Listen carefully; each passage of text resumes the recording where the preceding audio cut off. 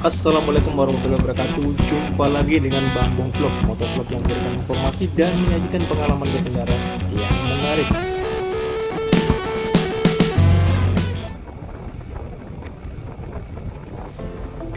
Sore hari ini sambil jalan-jalan kita akan bahas mengenai asuransi kendaraan bermotor yang masih dalam masa kredit.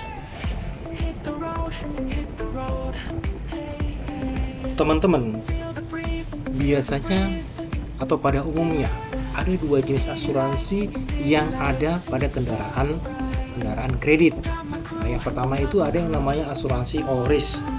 Asuransi ini menanggung atau melindungi semua berbagai risiko kerusakan dan kehilangan. Dan yang kedua itu asuransi TLO atau total loss only, yaitu melindungi kehilangan dan kerusakan yang kerusakannya di atas 75%. Jadi kita bahas dulu mengenai asuransi all risk. Jadi teman-teman, asuransi all risk itu biasanya berlaku pada asuransi kendaraan roda 4 ya. Jadi menanggung semua jenis kerusakan dan kehilangan. Misalkan ada accident atau kerusakan seperti lecet, ya tabrakan, baret, misalkan bodinya baret ataupun nabrak sedikit, itu masih bisa diklaim untuk diperbaiki ya, termasuk jika terjadi kehilangan kendaraan. Dan asuransi yang kedua itu asuransi yang pada umumnya berlaku pada kendaraan kredit roda 2 atau kendaraan bermotor. Itu namanya asuransi TLO atau total loss only. Jadi memberikan perlindungan kehilangan dan kerusakan di atas 75%. Ingat ya, melindungi kehilangan dan kerusakan di atas 75%.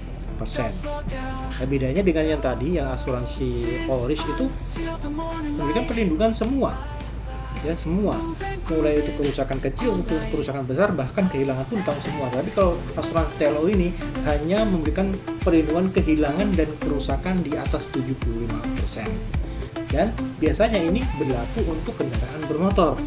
Ya makanya jangan heran kalau misalkan ada beberapa nasabah itu sering datang ke kantor pembiayaan.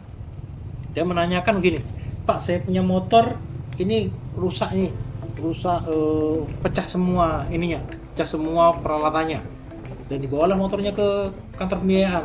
Tetapi setelah dianalisa, setelah diteliti, ternyata kerusakannya hanya 20%, kerusakannya hanya 10%. Jadi tidak bisa dilanjutkan untuk klaim asuransinya, karena asuransinya ditanggung oleh pembiayaan kendaraan roda 2 itu biasanya asuransi TLO. Tapi memang tidak semuanya perusahaan pembiayaan itu hanya asuransi TLO, tidak semuanya, tapi pada umumnya asuransi yang berlaku itu asuransi TLO.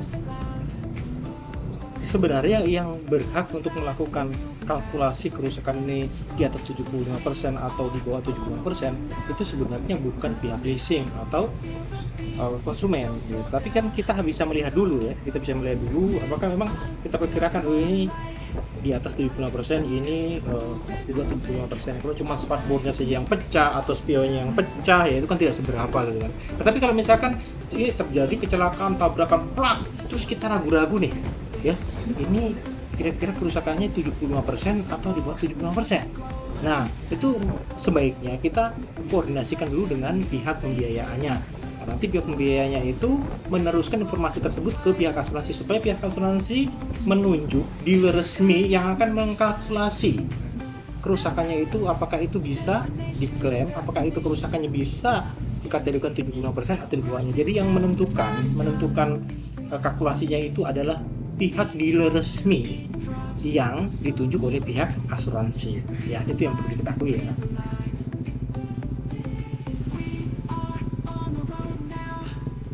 Terus bagaimana sih klaimnya jika terjadi kehilangan?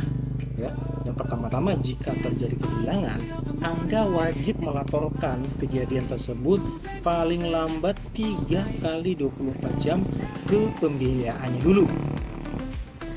Kemudian setelah itu Anda membuat laporan kehilangan ke polisian dengan membawa surat keterangan kredit dari pembiayaan. Setelah itu biasanya dari pihak kepolisian sendiri akan mengeluarkan STPL atau surat tanda terima laporan kehilangannya. Karena STPL itu sendiri sebenarnya syarat wajib yang harus dipenuhi untuk melakukan klaim asuransi kehilangan.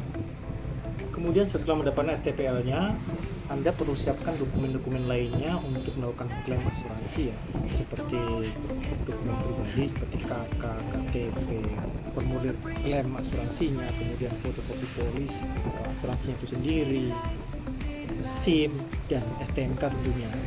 Tapi misalkan Anda masih bingung dengan proses seperti apa, ya Anda koordinasi lagi lah dengan pihak pembiayaannya. Nanti mereka akan arahkan seperti apa prosesnya. Apakah nanti Anda akan diarahkan ke kantor asuransinya, ataukah nanti mereka bantu untuk melakukan klaim, ya.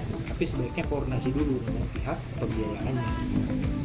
Setelah proses klaim asuransi itu Anda lakukan, biasanya prosesnya itu makan waktu 2-3 minggu untuk mendapatkan hasil apakah klaim Anda disetujui atau tidak.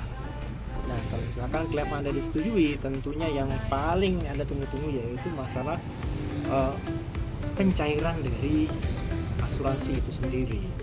Nah, untuk besaran pencairan dari asuransi kredit TNO ini ya, untuk tahun pertama itu bisa cair sekitar 100% dari harga kendaraan, kemudian tahun kedua 75% dan tahun ketiga itu 60% ya. Jadi teman-teman, misalkan dananya sudah cair ya, tidak serta-merta konsumen itu langsung mendapatkan uang dari penggantian, itu tidak seperti itu mekanismenya. Jadi kalau misalkan dananya cair, dananya itu akan dilunaskan dulu di angsuran kreditnya di pembiayaan. Setelah angsurannya lunas, sisa pelunasan itu akan diberikan ke nasabah. Jadi jangan berpikir bahwasanya kalau misalkan asuransi motor hilang terus Anda dapat motor baru, nggak seperti itu ya. Jadi dana pencairan itu dilunaskan dulu ke angsuran kredit Anda di pembiayaan. Kemudian kalau misalkan ada sisanya baru diberikan ke nasabahnya.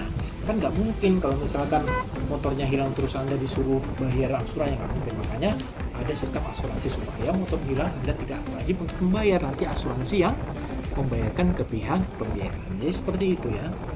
Teman-teman, mengenai pembahasan asuransi kendaraan bermotor kita cukupkan sampai di sini ya. Jadi kalau misalkan ada pertanyaan atau mungkin unek-unek yang mengenai asuransi kendaraannya, bisa langsung diketik di kolom komentar ya, siapa tahu kami bisa membantu ya. Untuk itu kalau misalkan nanti ada kesempatan lagi, kita akan membuat video part kedua mengenai asuransi ini. Terima kasih dan sampai jumpa.